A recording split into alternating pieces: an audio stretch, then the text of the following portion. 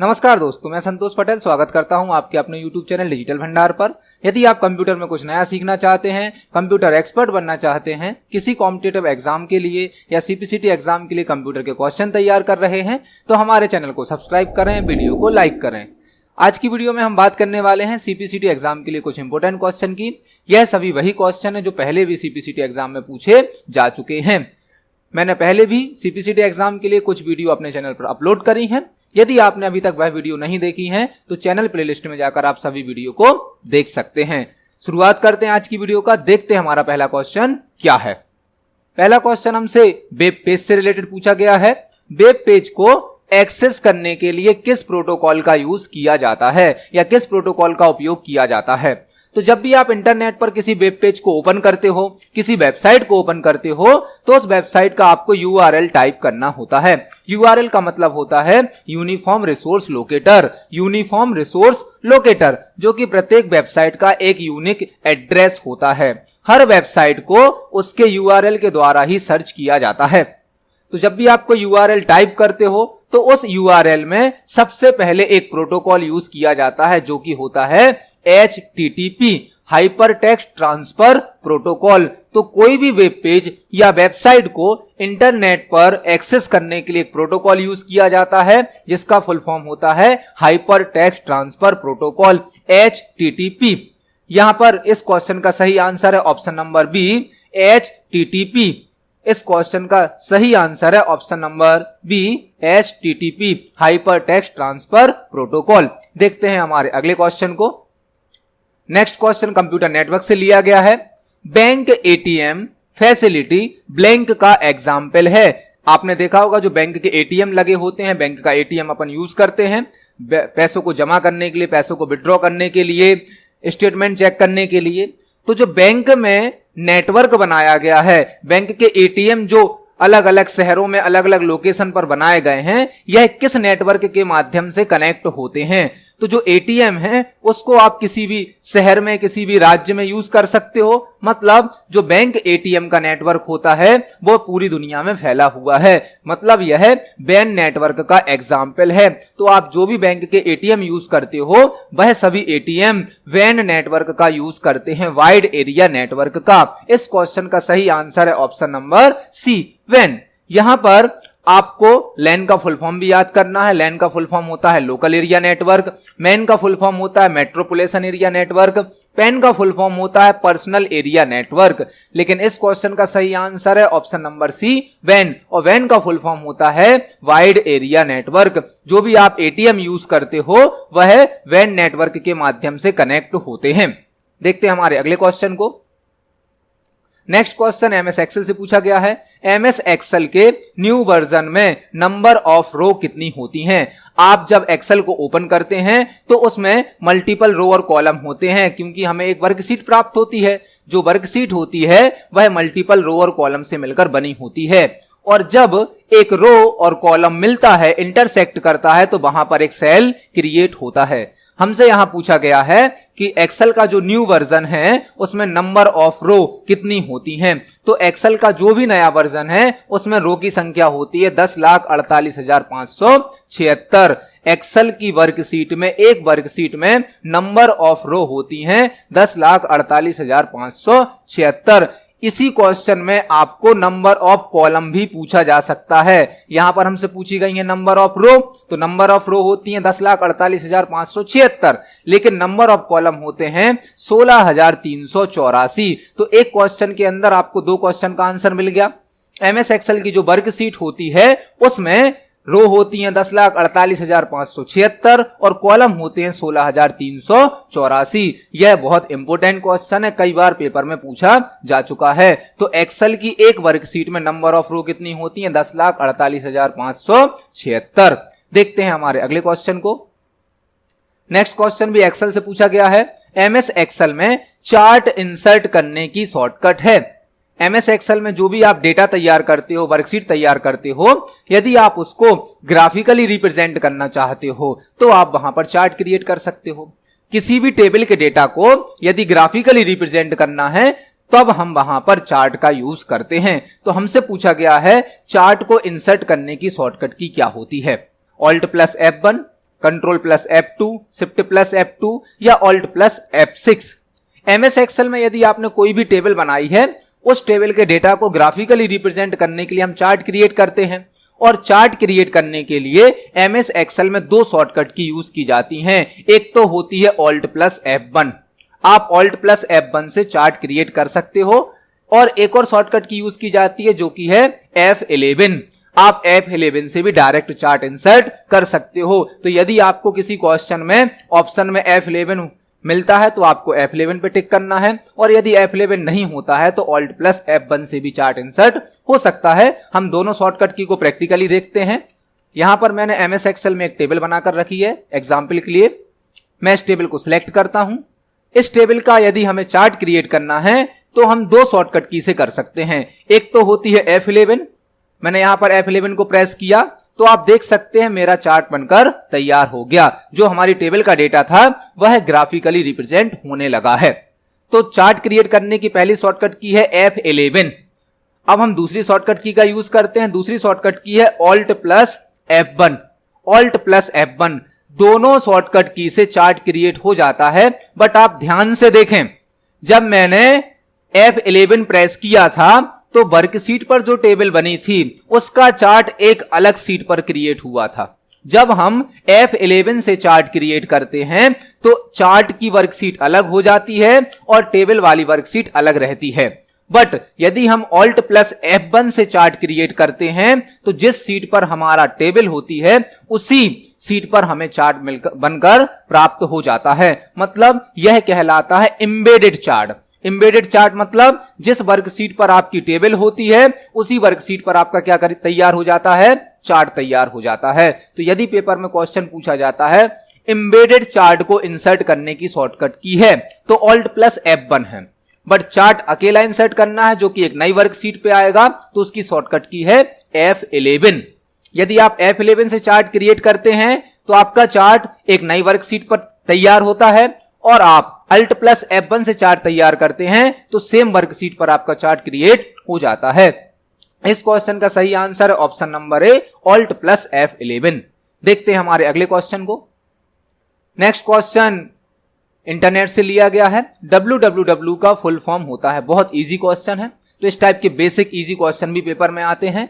www जो है यह वर्ल्ड वाइड वेब होता है इसका फुल फॉर्म, जो कि एक डेटाबेस है। इंटरनेट पर जो भी इंफॉर्मेशन आप सर्च करते हो, जो भी वेबसाइट स्टोर होती हैं, वह सभी www में ही स्टोर होती हैं। इंटरनेट पर जो भी डेटा होता है उसको www के अंदर स्टोर किया जाता है, और www का मतलब होता है वर्ल्ड वाइड वेब। इसे शॉर्ट में W3 भी कहा जाता है। W3 क्योंकि इसमें 3 W होते हैं तो शॉर्ट में इसे W3 भी कहा जाता है। इस क्वेश्चन का सही आंसर है option number D, world wide web. देखते हैं नेक्स्ट क्वेश्चन को।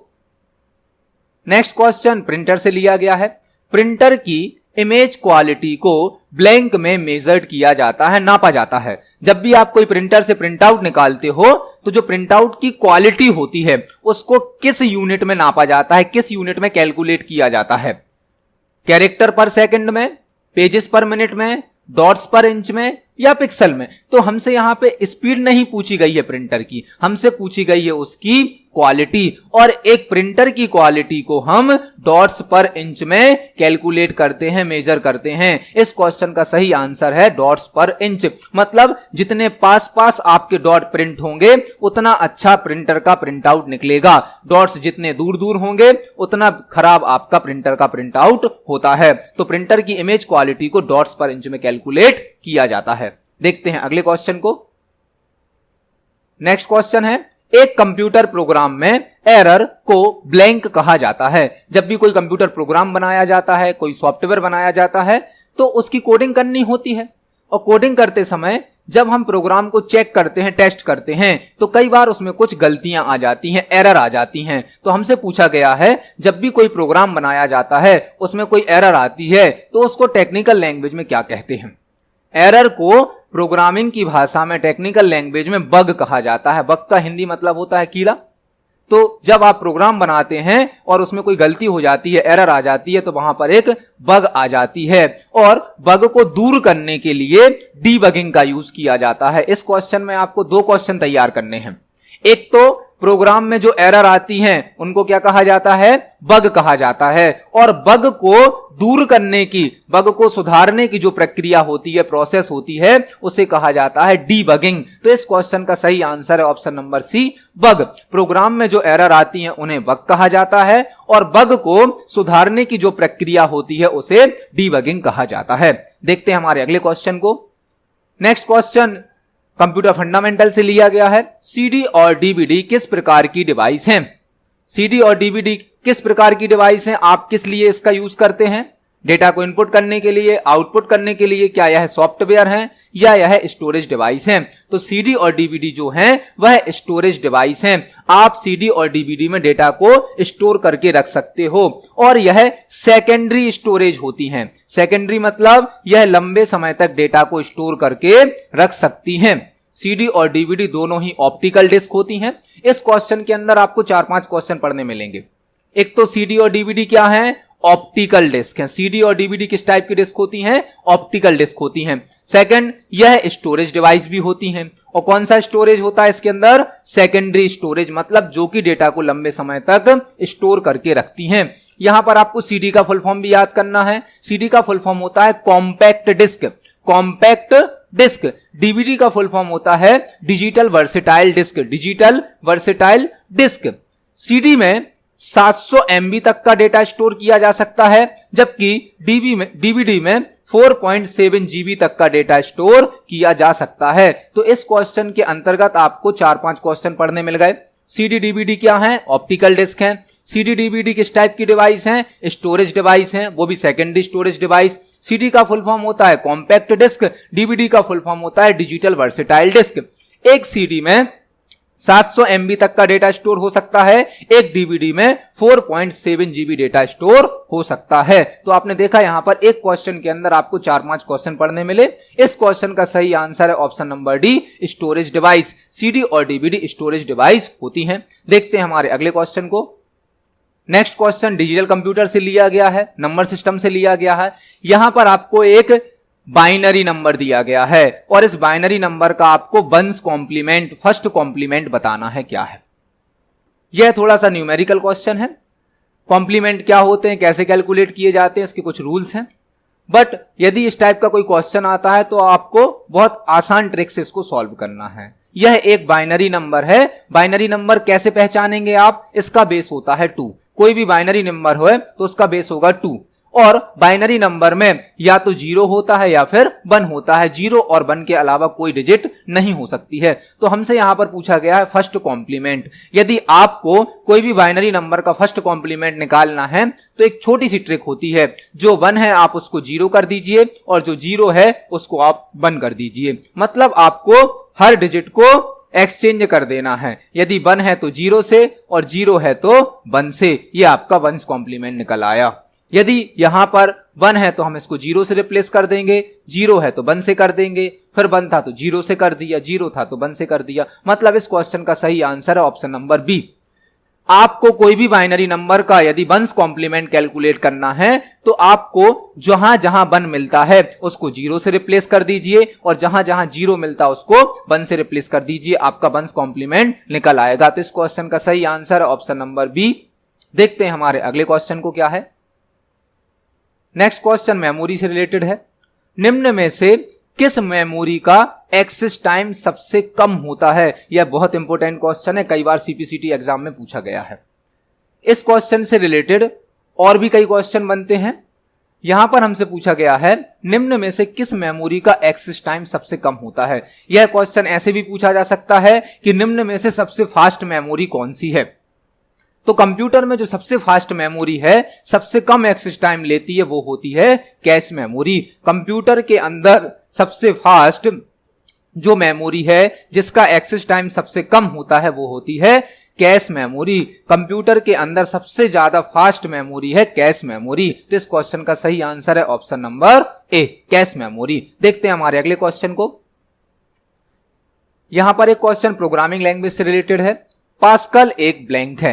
पास्कल एक प्रोग्रामिंग लैंग्वेज है। पास्कल एक प्रोग्रामिंग लैंग्वेज है, कंप्यूटर लैंग्वेज है, जिसका यूज प्रोग्राम बनाने के लिए, सॉफ्टवेयर बनाने के लिए किया जाता है। तो इस क्वेश्चन का सही आंसर है option number A, computer language. Pascal एक कंप्यूटर लैंग्वेज है, प्रोग्रामिंग लैंग्वेज है। यह एक हाई लेवल लैंग्वेज भी है, जिसका यूज कोई प्रोग्राम या कोई सॉफ्टवेयर बनाने में किया जाता है। इस क्वेश्चन का सही आंसर है ऑप्शन नंबर ए। देखते हैं हमारे अगले क्वेश्चन को। नेक्स्ट क्वेश्चन कंप्यूटर नेटवर्क से लिया गया है। मॉडेम का फुल फॉर्म होता है। आपको यहां पर मॉडेम का फुल फॉर्म बताना है।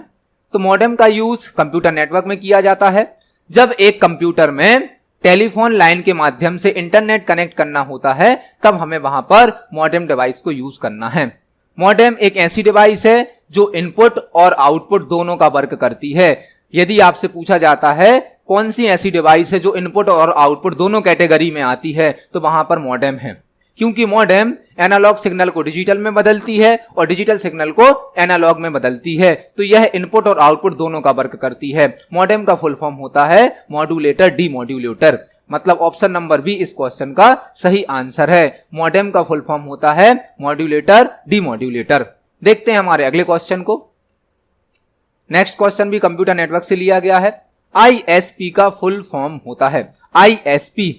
आईएसपी का फुल फॉर्म होता है इंटरनेट सर्विस प्रोवाइडर। आप किस कंपनी का इंटरनेट कनेक्शन यूज कर रहे हैं, वह कंपनी आपकी आईएसपी कहलाएगी। फॉर एग्जांपल, आप जियो का नेटवर्क यूज कर रहे हैं, आप आइडिया का नेटवर्क यूज कर रहे हैं, किस कंपनी का आप इंटरनेट कनेक्शन यूज कर रहे हैं, तो वह कंपनी जो आपको इंटरनेट की सर्विस उपलब्ध कराती है उसे बोला जाता है आईएसपी, इंटरनेट सर्विस प्रोवाइडर। ऐसी कंपनियां जो आपको इंटरनेट की सर्विस प्रदान करती हैं वह कहलाती हैं आईएसपी। तो इस क्वेश्चन का सही आंसर है option number C, internet service provider. देखते हैं हमारे अगले क्वेश्चन को। नेक्स्ट क्वेश्चन एमएस वर्ड से लिया गया है। एमएस वर्ड में पोर्ट्रेट और लैंडस्केप ब्लैंक हैं। जब आप एमएस वर्ड में टाइपिंग करते हैं, डॉक्यूमेंट तैयार करते हैं, तो वहां पर आपका जो पेज होता है, पेज का जो ओरिएंटेशन है वह दो प्रकार का हो सकता है। एक होता है पोर्ट्रेट पेज, मतलब कि आपका पेज वर्टिकल होगा। एक होता है लैंडस्केप पेज, मतलब जिसमें आपका पेज हॉरिजेंटल होगा, चौड़ाई में यूज होगा। तो जो आपका एमएस वर्ड है, एमएस वर्ड में पेज की ओरिएंटेशन होती है दो, एक होती है पोर्ट्रेट ओरिएंटेशन और एक होती है लैंडस्केप ओरिएंटेशन। तो इस क्वेश्चन का सही आंसर है option number A, page orientation. इसको हम प्रैक्टिकली देख सकते हैं। यह एमएस वर्ड है। एमएस वर्ड में आप देख सकते हैं अभी हमारा जो पेज है वह वर्टिकली यूज हो रहा है, मतलब यह पोर्ट्रेट है। यदि हम चाहते हैं इसको लैंडस्केप करना तो हम लेआउट में जाएंगे। लेआउट के अंदर आपको एक ऑप्शन प्राप्त होता है ओरिएंटेशन, और पेज की दो ओरिएंटेशन होती हैं। बाय डिफॉल्ट होती है पोर्ट्रेट, सेकंड होती है लैंडस्केप। लैंडस्केप में आपका पेज हॉरिजेंटल मतलब चौड़ाई में यूज किया जाता है, और पोर्ट्रेट में आपका पेज वर्टिकल मतलब लंबाई में यूज किया जाता है। तो पोर्ट्रेट और लैंडस्केप डॉक्यूमेंट की दो ओरिएंटेशन होती हैं, और बाय डिफॉल्ट एमएस वर्ड की ओरिएंटेशन कौन सी होती है, पोर्ट्रेट होती है। तो इस क्वेश्चन का सही आंसर है option number A, page orientation. इस क्वेश्चन का सही आंसर है option number A, page orientation. तो आज की वीडियो में हमने 15 क्वेश्चन को डिस्कस किया जो कि सीपीसीटी एग्जाम में पहले पूछे जा चुके हैं। यदि आपको वीडियो पसंद आती है तो वीडियो को लाइक करें, वीडियो को ज्यादा से ज्यादा लोगों के साथ शेयर करें। मिलते हैं अगली वीडियो में। धन्यवाद।